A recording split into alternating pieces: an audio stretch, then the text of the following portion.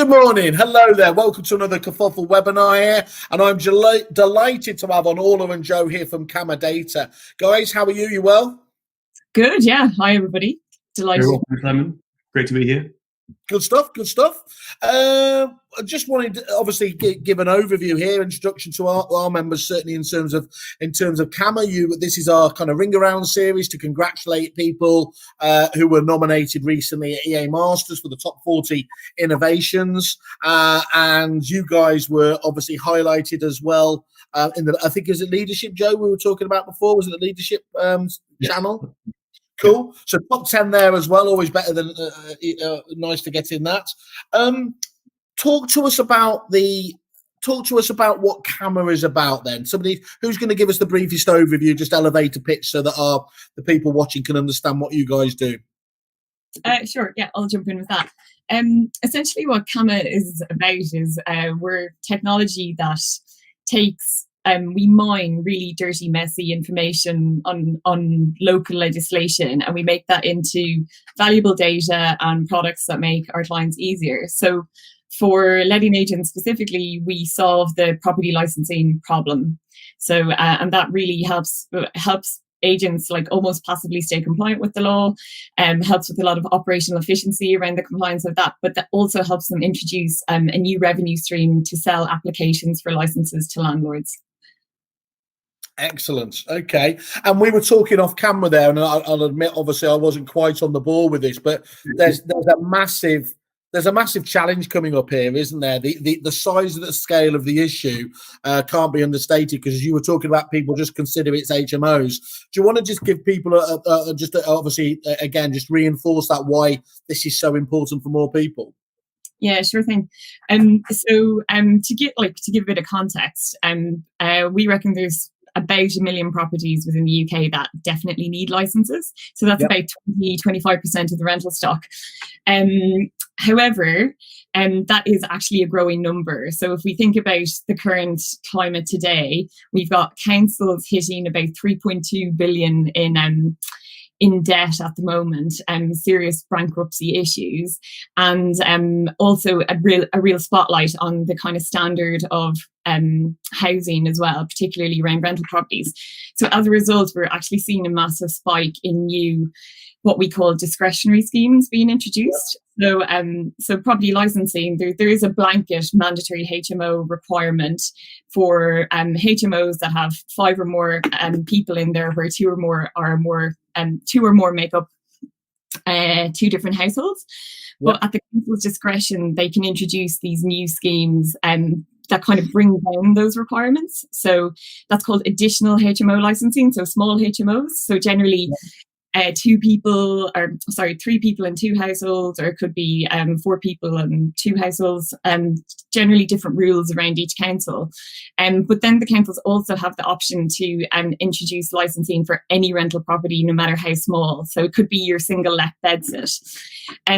So these are the things that are growing in numbers at the moment. So at the moment, we're the rate of change with new discretionary schemes being introduced is so vast that on average, once every 8 days, we have a new scheme being introduced.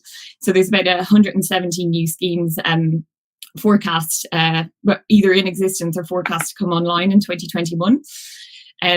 So you can imagine keeping on top of this changing legislation, where the council kind of says, I'm going to say you need this type of license on this street, but not this, but a different type of license on this street, is really, really difficult if you have any kind of size of portfolio. I was actually speaking to one of our clients the other day, and they have a branch in Crystal Palace, just to give you kind of context of just how wacky the councils are. This isn't a surprise to anyone, but they're at the 5 different councils, so they actually have to manage properties across 6 or 7 different licensing schemes and a couple of HMO planning designations as well. So essentially what our product does is, on a daily basis, we send out millions of little bots that look for these changes in the law. So because it's changing once every 8 days, you never know when a new scheme is going to pop up. as soon as we find one of these new schemes, we take it and we map it down to the street and postcode and the UPRN, so that then we can match any legislation requirement with our client's portfolio. So essentially, on a daily basis, we monitor our client's portfolio for changes in the law, because the portfolio is changing all the time and the law is changing all the time. So all our clients need to do is check their dashboard, and they'll have a refreshed list of all the properties that need licenses. And that saves them from being fined up to £30,000, but also there they have a hot lead to go and introduce a service to apply for that license on behalf of the landlord, which reaches in the region on average about £400 for the service. Our clients charge, sometimes more, sometimes less. But it's a really good new kind of resilient revenue stream to be introducing in this kind of climate where things are a little bit uncertain. Joe was just making that point, actually, that compliance-led things actually don't do bad when things are contracting and everything else, because of the consistency and the requirement and everything that's needed. I think I must admit I've had a bit of an epiphany the last few weeks and months. If you'd said to me when I launched Kerfuffle that I'd get excited by compliance, I probably would have sneered at you a little bit. But you made the point to me about, isn't it? There's a wonderful angle from people hear compliance and, like I did, unfairly kind of go like that. But you were making the point as well about the opportunities off the back of that. The revenue opportunities, all the rest of it. Do you want to just recap on that, just so that people really get that angle from what we're talking about? Yeah, sure.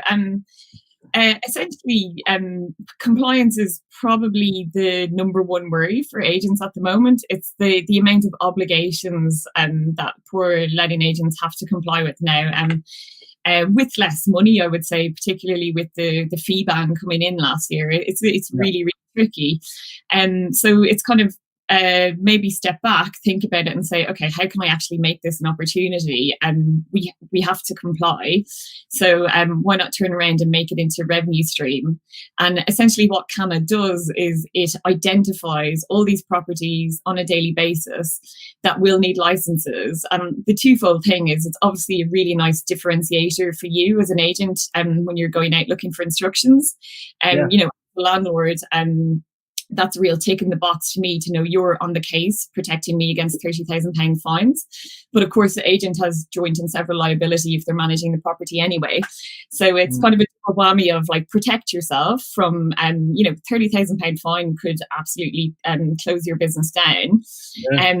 Want to just get ahead of the game and get out there, get marketing the fact that you're really on your compliance, you're investing in technology that is helping you stay on top of it, and get servicing your clients. And as I said, some of our clients charge up to £650 for that service. So it ranges somewhere between £300 and £650 depending on the kind of license and the amount of work you have to put into it. But really good kind of plan in these times to just kind of get that embedded into your operations, and essentially you could be making an ROI on our product straight away, essentially.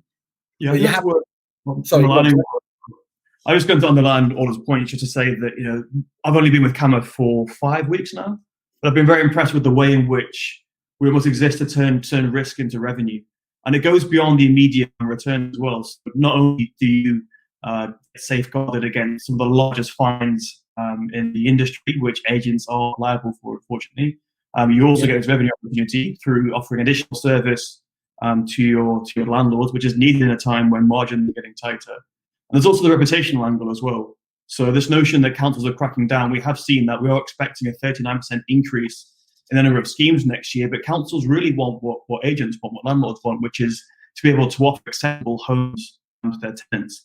And not knowing the legislation means you can get caught out, and the risk to reputation of being fined and being associated with, for example, a rogue landlord is definitely far too high for some of the more reputable firms in the industry. So it's kind of a three-pronged attack. The revenue points really resonates with me. First of all, because it's catchy, but secondly, it's really revenant. And look, you had me at 30k fine anyway. But anytime you can turn that compliance angle into something, first of all, you should be being seen as being best practice and standing away from the crowd who do have a bad reputation has got to be a good thing. Sorry, Orla, did you say you were going to... I was actually just going to add to that, that the other point as well is that it really helps with stickiness. So like where it's quite a hyper competitive market, licenses last for 5 years with most councils. So if you're in there, doing the process, gone through all the admin with for procuring the license for the landlord, the chances of them like sticking with you year on year without you having to go out and do a hard sell, is really high as well. So I think that's also a real bonus of doing the license application for the landlord.